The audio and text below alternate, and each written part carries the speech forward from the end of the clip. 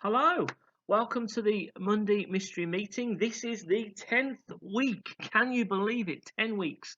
But I want to thank everyone that's taken part in the Monday Mystery Meetings. I've really enjoyed doing all of them, and this one is of no exception. I've loved doing this one as well. I really hope this week's is a source of great challenge and great encouragement to you, just as it has been for me. Enjoy.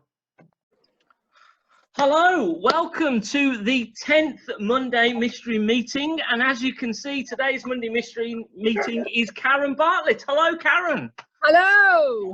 You might have recognised Karen because she leads her story. We had put the first one out online in June, and we do have another one coming up in July. So, Karen, do you want to tell us a bit about her story and tell us a bit about yourself as well? Yeah, of course. I'll start with her story just quickly. It is obviously just a platform for a woman, a girl, to explain how she has, if you like, become a child of God, invited Jesus Christ into her life as Lord and Saviour, and really a bit about what was happening before in her life, giving glory to God, basically.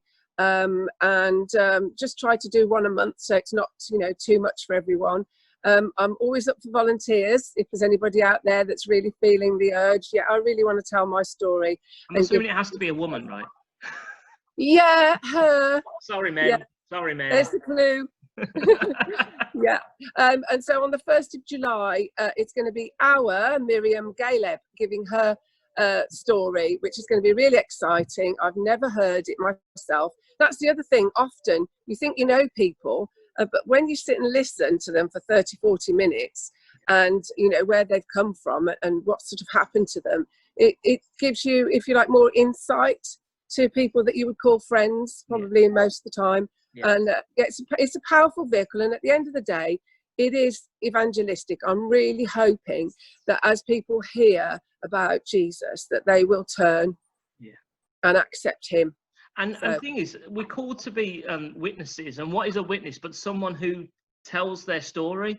And if we're not telling our stories of what Jesus has done, we're just almost lecturing people. I think we need to be in people more of story than of lectures, really. And I love it's real.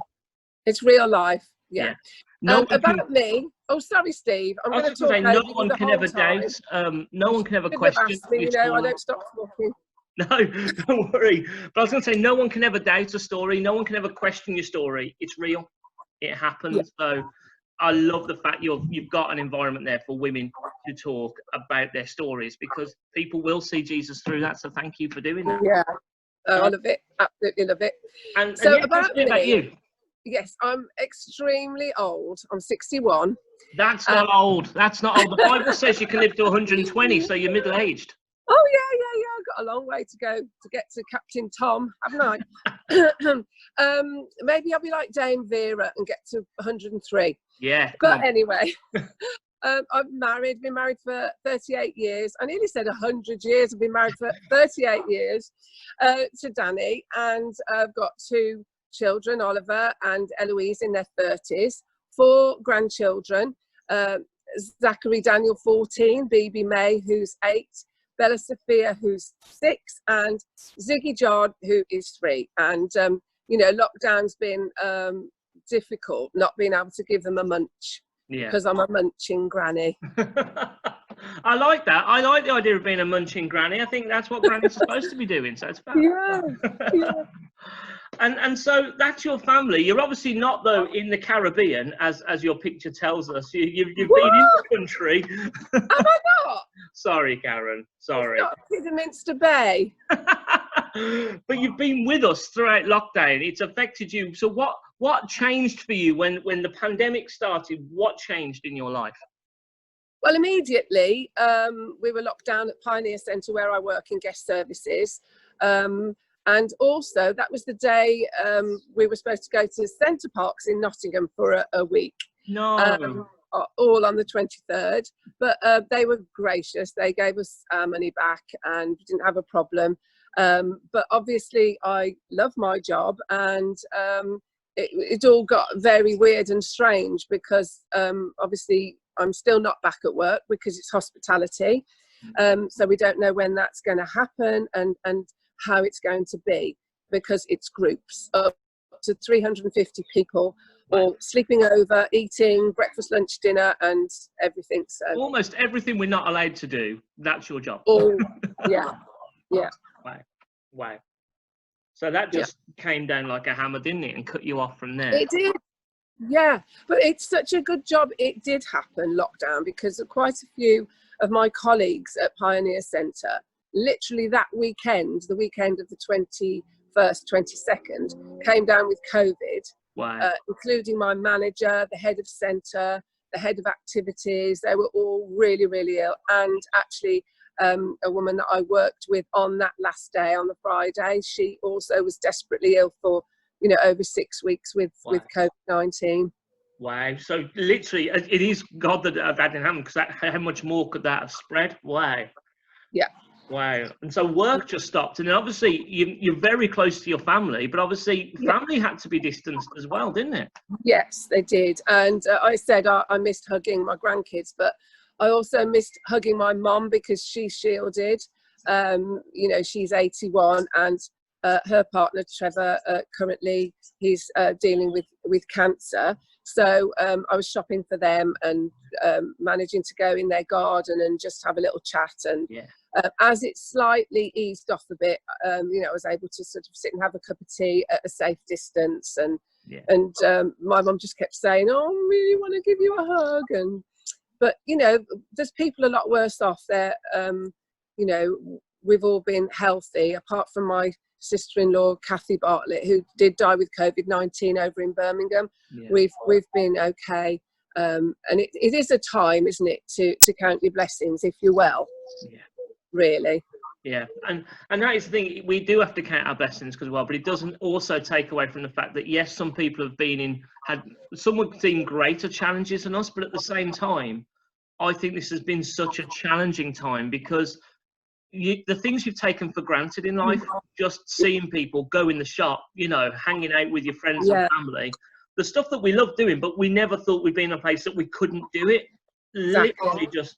And I think all of our mental health has taken a bit of a blow. I've got to be honest with you. We've all struggled with, I just want to hug. I just want to sit in a room with somebody and laugh. And I miss that closeness of people. Well, I am a little bit the queen of the lockdown catchphrase because I've sort of adopted this phrase mental wealth, because there's such a lot of talk about mental health and it is a big issue, but there's so many things that people can do, if you like, to make themselves mentally wealthy, which, to me is, as a Christian, always giving thanks to God, always praising him, because he is the God of all gods, isn't he? He is the king of everything. He's the king over COVID. And for whatever reason, he's allowed it to happen. But just to keep cheerful and have a laugh, God gave us a sense of humour.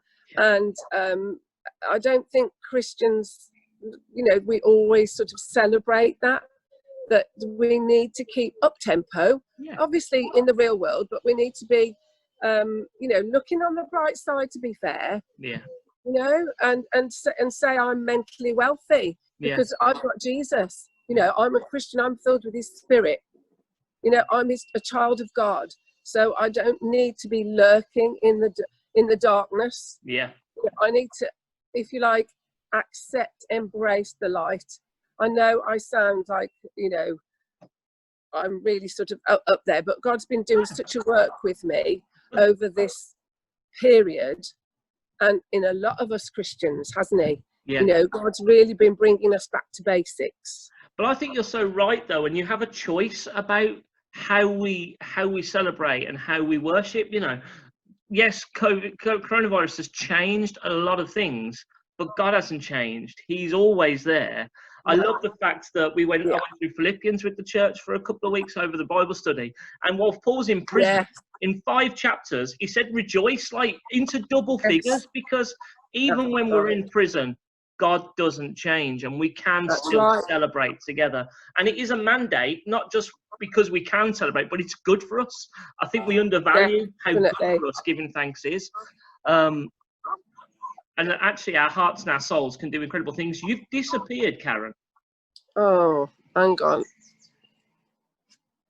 There you go, you're back. Oh, sorry, somebody was calling me. Sorry about that. Don't worry. That's absolutely fine. But it's so encouraging, though, Karen, to hear you talk about the fact that, yeah, we can focus on what's changed, but we should be focusing on the positives, and we should be, you know, looking after our mental health by giving thanks, by rejoicing, by praising.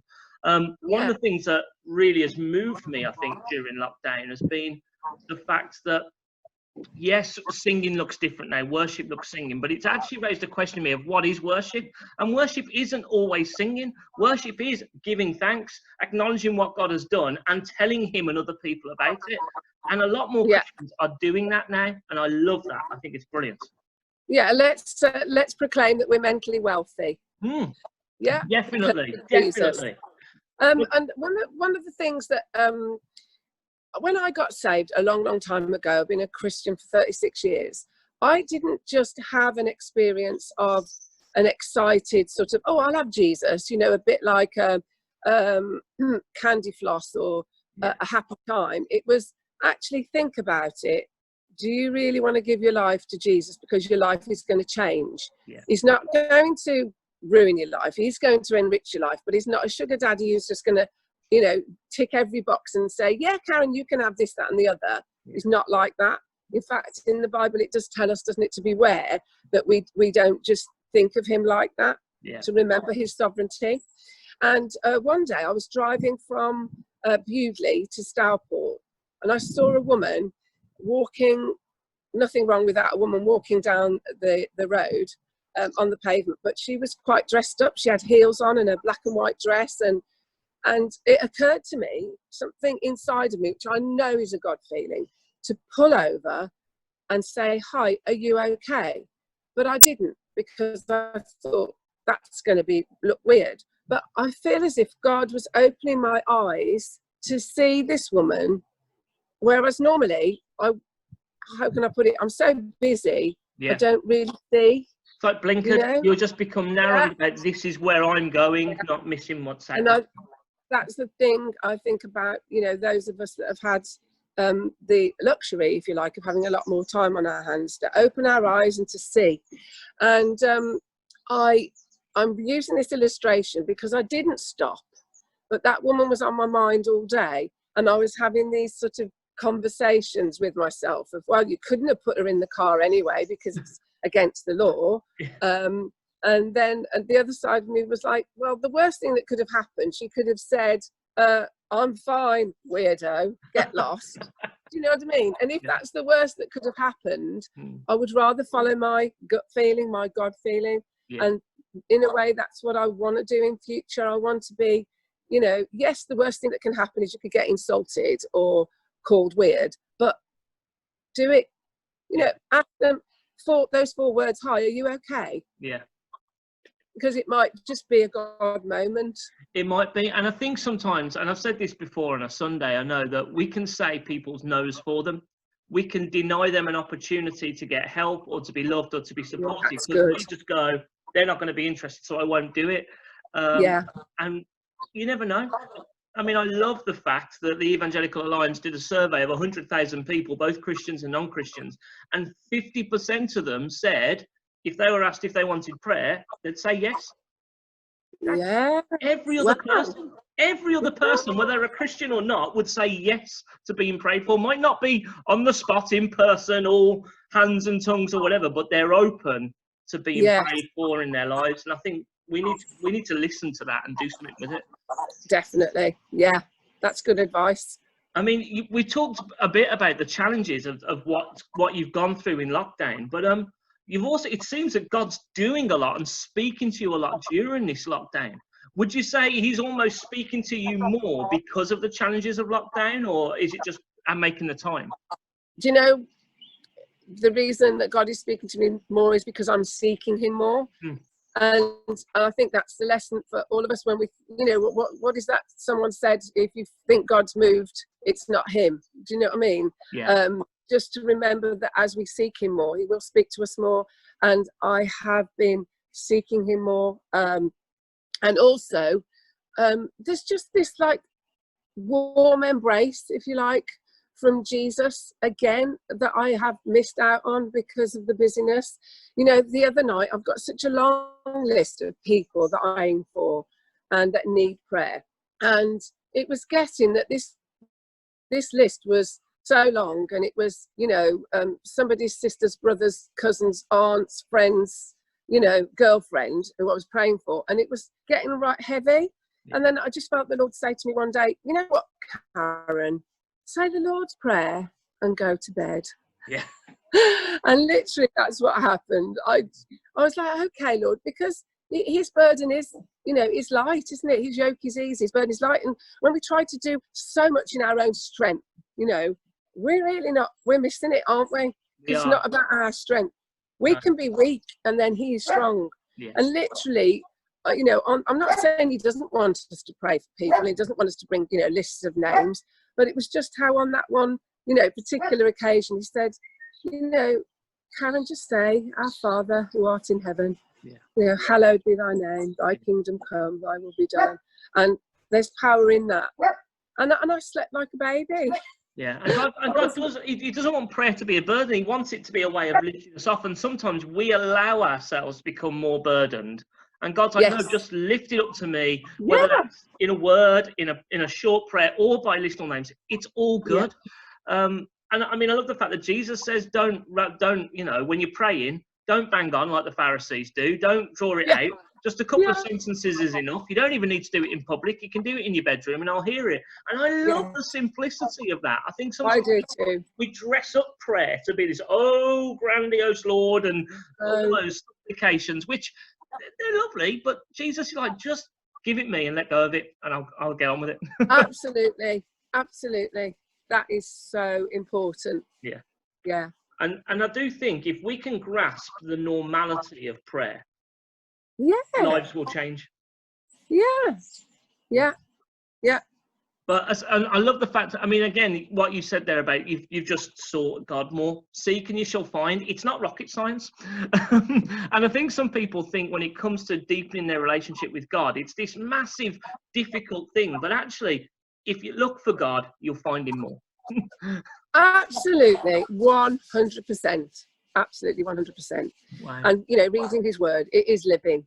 Yeah. It is amazing. It really is. Wow. So when we're coming out of lockdown, as I say, you've said that you're going to be saying yes to God more and just asking other people more. Is there anything else that God's been challenging you on or speaking to you maybe of as we come out of lockdown? What do you think God is calling you to do, you know, beyond that? Yeah, that's a good question. Really, like I've said, by seeking him, to just continue to seek him more when, you know, lockdown eases enough, or when I go back to work and everything. And you know, we can't sort of wear our Christianity as a badge. We've really got to be active. And I want to open my eyes, and I want to see need. I mean, it isn't that you know, that works, if you like, are going to get me to Jesus. It's not, because he died, didn't he, completely for me, gave everything, that I don't have to do works. It's not for that, but it's just that I want to serve him. You know, I don't want to be one of these people that walks around with a Bible like it's a trophy. Look at me, everyone. I've got a great big fat juicy Bible. I want to be someone that he lives in and he works in and he moves through me. Because what else will I take with me when I leave this earth? You know, I'm not going to take, as much as I like nice things, I'm not going to take them with me, am I? No. And I love the fact that you're talking about doing things there. And you're right, because whenever we talk about living out our faith and doing things, there is always that flip side of people going, oh, but you can't earn your way into heaven. We know that. That doesn't mean we shouldn't be active. For me, the idea of Christianity, it is a verb, it is a doing word. If we're not doing it, then we're not being who Jesus called us to be. It's not earning our way. It is just simply, I believe this, and if I believe this, it calls all of us to do something. Well, it's service, isn't it? You know, if Jesus is the servant king, then how much, you know, of a message is that to us? Yeah. Well, the two greatest commandments: love God with everything and love your neighbour as you love yourself. And the question that a friend of mine always asked me from my early days as a Christian: can you love someone by not talking to them, not being in their life, and not serving them. And you go, no, because you can't just lock yourself in your own room and go, I'm loving everybody. Love is Yeah. what you're doing for Jesus. And it's a choice. Yeah, because we're meant to love our enemies, aren't we? Pray for our enemies. So there's nobody that you can sort of decategorize from loving and praying, because God's the ultimate judge, isn't he? Yeah. But lockdown has been brilliant in lots of ways for me, and we also did a lockdown knockdown. We decided to knock a wall out from the kitchen. That's why my voice is a bit husky, because I've been eating dust for a fortnight. So give me, literally swallowing dust. But it's looking good. It's looking very nice. And it's not something we would have done had we not had the time, to do it. Yeah. I think a lot of people are now saying all the jobs they've never wanted to do, they've started doing them, which good on them. Keep active, keep doing things. I've never seen so many gorgeous fences, have you? Freshly painted fences everywhere. I think it's brilliant. But again, talk about, having good mental health and mental wealth. Doing things helps us. The more stationary we are, the more we get stuck in the system, isn't it? Yeah, definitely, Steve. Without a doubt. Just thinking about the church and just where your heart is right now, moving forward, what would you want the church to be actively praying for the world right now? What do you think the church should be seeking God for in prayer? Yeah. Well, mentioning church, obviously the church, we're a people, aren't we?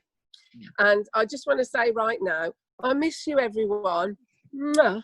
Every single one of you, I miss you. I really, really do. And I might get emotional just saying that. But, if you're watching, I miss you. I really do. I can't wait till we're all back together in the flesh. I've been in Riverside since like 1995, and Riverside's put up with me for all that time.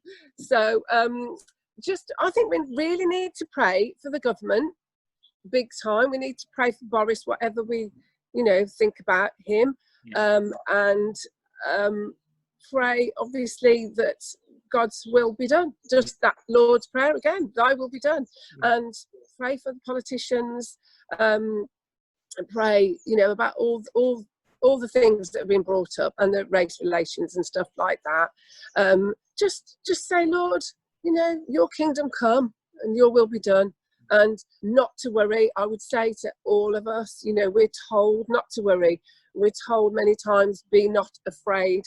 And, respect the virus, respect the situation. Don't go around sort of, flouting the rules.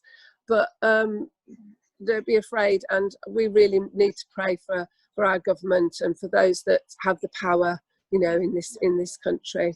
I really believe that. So I prayed the virus out as well. I do. I'm just like, Lord, if that's your will, we should pray against the virus, but we've got to pray for our leaders. We've got to pray for our government. I mean, the Bible calls us to do that. It's God's way, regardless of what we believe. But it's a horrible time to be in leadership right now, because there is no right way of doing this. That's why everyone's doing it different. And actually, if there was a right way, everything would be easy. And actually, there's just so many different ways, and so many different leaders are trying to figure out their way out. We want, though, for our country and for our communities, God's way. And so I think sometimes to pray for our government, but to also pray that God's will be done with our government, is such a powerful prayer.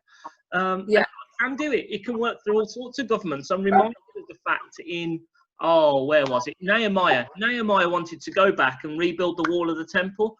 And he couldn't have done that if God had changed the heart of a non-Christian king, King Cyrus. So actually, God's wisdom and plans can work not just through Christians, but through non-Christians as well. So we need to be praying His will for everyone in this situation, because we got to get through somehow. But and we'll get it through it praising Him and being joyful and thankful and being mentally wealthy. Would you say then, almost being a praising people, a rejoicing people, would you say that's a piece of practical advice for the church right now? Yeah, because like you said, the Bible says in every situation, I will give Him praise. and God can do anything. And, just to have that relationship with Jesus Christ, because he is the way, he is the truth, and he is the life.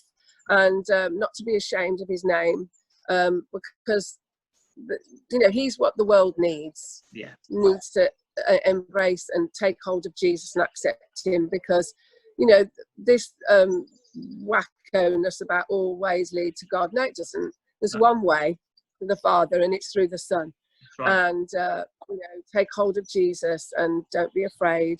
And that is the stronger message, really, that we Christians know that he is the way, and just to hold on to him, and he will help us. Wow. He's an amazing God. He is. I mean, honestly, I can't think of a better place to draw our conversation to a close today, where Jesus is the way, the truth, and the life, because that is the full stop. That is the truth that every human being needs, whether they're a believer or not. Amen. Yeah. Absolutely. So just thank you for that wisdom. To just keep it simple, to keep it Jesus-centered. I think we can overcomplicate it by taking it out of Jesus's hands. Yes, definitely. Yeah. I can't do complicated, Steve. I'm not that clever. Oh, do you know what? I think Jesus calls us, though, to be simple people that just reach out and hold on to him. Sometimes I think our humanity overcomplicates things, and that just creates hoops and systems and yes. And Jesus just says, make it about me, and that's the way to God, and we need to hold on. Yeah, definitely. But thank you so much, Karen. Thank you for your time. I can't believe it's been nearly half an hour already. So thank you so much for just.